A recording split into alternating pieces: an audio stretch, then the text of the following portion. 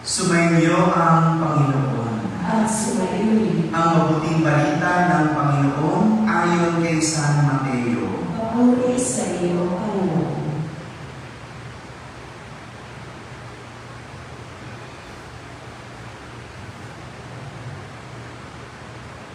Si Jacob ang ama ni Jose, na asawa ni Maria. Si Maria naman ang ina ni Jesus, na tinatawag na Kristo. Ganito ang pagkapanganak kay Jesucristo. Si Maria na kanyang ina at si Jose ay nakatakda ng pakasal. Ngunit bago sila nakasal, si Maria ay natagpo ang nagdadalang tao. Ito ay sa pamamagitan ng Espiritu Santo. Isang taong matuwid, itong si Jose, na kanyang magiging asawa. Ngunit ayaw niyang mapahiya si Maria. Kaya ipinasya niyang hiwalayan ito ng lihim. Samantalang iniisip ito ni Jose, napakita sa kanya sa panaginip ang isang anghel ng Panginoon. Sabi nito sa kanya, Jose, anak ni David, huwag kang matakot na tuluyang pakasalan si Maria, sapagkat siya'y naglilihi sa pamamagitan ng Espiritu Santo. Manganganak siya ng isang lalaki, at ito'y pangangalanan mo Jesus, sapagkat siya ang magliligtas sa kanyang bayan sa kanilang mga kasalanan. Nang magising si Jose, sinunod niya ang utos ng anghel ng Panginoon. Mga kapatid, ang mabuting balita ng Panginoon. Pinupuri ka namin, Panginoon Jesucristo. Magsiupo ang lahat at makinig sa huli. Sa magandang umaga po sa inyong lahat.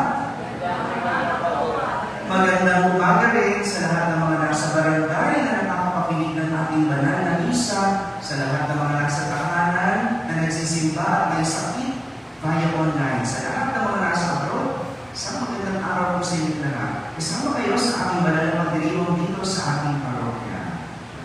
Ngayong araw na ito, pinagdiriwang natin ang kapistahan ni San Jose, ang esposo ng mahal na Birhen Maria. Inilarawan ni San Mateo sa ating ebanghelyo si San Jose bilang matuwid. Sabihin nga po, matuwid. At mayroong dalawang dahilan kung paano ipinakita ni San Jose ang pagiging matuwid. Dalawang bagay. At itong dalawang bagay nito, paraan din natin para maging matuwid. Kung wala ka nitong dalawang ito, may hirapan ka maging matuwid. Lagi kang paluktot. Lagi kang tabingi. Kaya, dalawa. Pakatandaan itong dalawang bagay na ito na ipinakita ni San Jose sa pagiging matuwid. Una, si San Jose ay marunong sumunod sa batas. Marunong sumunod sa batas. Bagamat engaged na sina San Jose at Maria, engaged, no? Alam niyo naman engagement, di ba? Ngayon, usong-uso yung mga ganyan, di ba? Engaged pala, akala mo ikakasal na. No? Di ba? O gano'n talaga, no? Si San Jose at Maria, engaged na noong mga panahon iyon. Pero, dahil wala pa mismo ang kasal, ayon sa batas, hindi pa sila legal na mag-asawa. Tama? Tama. Ganun din naman sa panahon ngayon. Kahit pa ilang singsing ang ibigay mo dyan, hanggat wala pa ang kasal, hindi pa kayo legal na mag-asawa. Kaya naman, ayon sa batas, hindi pa kayo mag-asawa. Kaya nga nang malaman ni San Jose na nagdadalang tao si Maria, alam niya na dapat niyang hiwalayan si Maria. Dahil kung hindi, sila ay magkakasala sa batas tungkol sa pangangalunya. Di ba? Ganun eh. Hindi naman inakala ni San Jose na si Maria ay nagdadalang tao dahil sa Espiritu Santo. Hindi pa niya alam yun. Alam lang niya, buntis si Maria. At kapag isang babae ay buntis, alam niyang may asawa. Hello? Ganun ba yun? Nalilito tayo ngayon, di ba? No? Kasi hindi na yun ganun ngayon. Hindi na ngayon ganun eh. No? Ngayon, pwede mabuntis kahit walang asawa. Noon hindi ganun. Kaya pag nalaman ikaw ay buntis na walang asawa, yan ay mabigat na pagkakasala. Kaya nga ang parusa, bakit naman dahil buntis si Maria, alam niya hindi na sa kanya.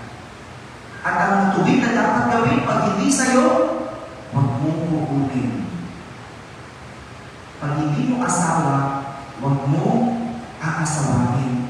Kaya na matubig. Dahil yan ay ayon sa batas. Ayon sa batas, bawal ang nangangalunya.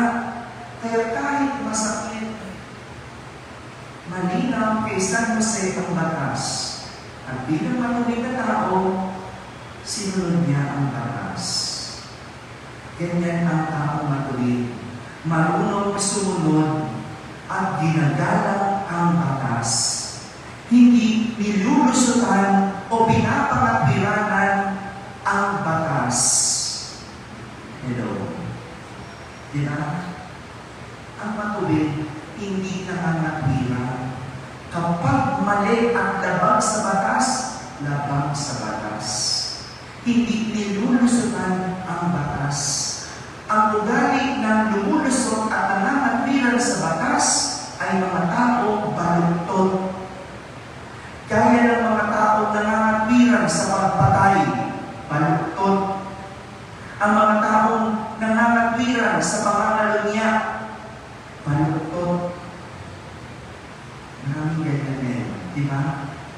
Yung nagawa mong mali, pangangatwiran na. Father, may lawyer naman eh. Lulusutan ang batas. Pero alam naman na mali ang ginawa. Ayaw harapin at hindi ginagalang ang batas. Simple lang eh. Yun lang pagtawid. Sige, yun na lang. Hindi marunong sumunod sa batas. Pag lalabas mo dito, hala, sige. Tawiran ang tawiran sa hindi tamang tawiran. Simple lang eh. At pag nahuli mo, anong tawiran? Kasi nagmamadali ako eh. Yung nanay ko nasa ospital. Biglang nagkasakit pa yung nanay, di ba? Kasi nagmamadali ako eh. Namatay yung tatay ko. Biglang pinatay pa yung tatay, di ba? Malusutan lang at mapapatwiranan lang ang batas. Yan ang utak ng mga kalukto. Ang taong matubig, ginagalang at sinusunod ang batas. Yan si San Jose. Marunong sumunod sa batas. Pangalawa, ginawa ni San Jose, kaya siya isang matubig. Si San Jose, marunong sumunod sa Diyos. Ano nga po yung una? Ano po yung una? Marunong sumunod sa batas. Pangalawa, marunong sumunod sa Diyos. Pangatlong pangkilala na yan. Ito mga to. Dalawa na lang, hindi pa makabisa. Mariusip naman po. Okay. Marunong sumunod sa batas. marunong sumunod sa Diyos. Si San Jose, samantalang iniisip niya ang tamang gawin, at ano yun? Sundin ang batas. Ano yun? Himalayan si Maria. Samantalang iniisip niya yun, nagpakita sa kanya sa pamamagitan ng panaginip ang anghel ng Panginoon. At sinabi sa kanya ang katotohanan na si Maria ay nagdadalang tao gawa ng Espiritu Santo. Kaya wala siyang dapat ikatakot na pakasalan si Maria. Kaya hindi niya dapat hiwalayan si Maria kasi walang asawa si Maria. Pwede niyang pakasalan at dapat niyang pakasalan. Dahil kung hindi, si Maria ay papatuhin. Papatuhin. Kahit tila imposible, ang narinig ni San Jose, malinaw sa kanya na dapat sundin ang Diyos. Siguro, kung iba-iba lang yun, no? Siguro sasabihin ni San Jose, nabubuang na ba ako? Ano ba itong naririnig ko? Pero, pag kilala mo ang Diyos, alam mo ang tinig ng Diyos. Pag kilala mo ang Diyos, alam mo ang Diyos ang nagsasalita sa iyo. Dahil kilala ni San Jose ang Diyos, alam niya sundin ang Diyos. Yung iba, kapag nakikita ang taong sumusunod sa Diyos, ano sinasabi? Baliw yan. Alam niyo, ganyan yung sinabi sa akin ng mga kaibigan ko. Nung malaman nila ako'y papasok ng seminaryo, sabi sa akin, baliw ka na ba? Kapag kilala mo ang Diyos at may sinabi sa iyo, alam mo ang Diyos yun. At walang dahilan para hindi mo sundin ang Diyos. Ang taong matuwid, higit sa lahat, marunong sumunod sa Diyos. Dahil ang Diyos ang daan sa matuwid na buhay. Sa Diyos lang tayo mapapabuti. Kaya naman ang pagsuway sa Diyos at sa Kanyang utos ay pagkiling sa kasamaan at baluktot na buhay.